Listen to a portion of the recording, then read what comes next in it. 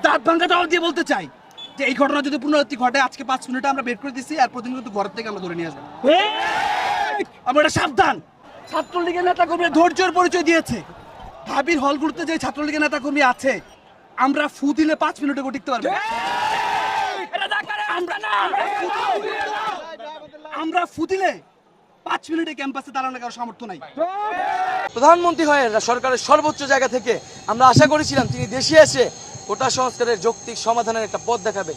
তা না করে তিনি কোটা সংস্কার আন্দোলনকারীদের প্রতি যে কটূক্তি করেছেন, রাজাকারের নাতি বলে ইঙ্গিত করেছেন, এটি নিন্দনীয় এবং এর জন্য তার প্রকাশ্যে ছাত্র সমাজের কাছে দুঃখ প্রকাশ করা উচিত। আজকে সারাদিনে যা ঘটেছে, আমরা সারা দেশের মানুষের কাছে আহ্বান করব, আপনারা নেমে আসুন, আপনারা সকল শিক্ষা প্রতিষ্ঠান শিক্ষার্থীরা নেমে আসুন, সাধারণ মানুষ নেমে আসুন, স্কুল কলেজ প্রাইভেট বিশ্ববিদ্যালয়ের সকল শিক্ষার্থীরা একযোগে নেমে আসুন এবং শিক্ষার্থীদের এই আন্দোলনকে সফল করুন এবং এই হামলার বিচার আদায় করুন।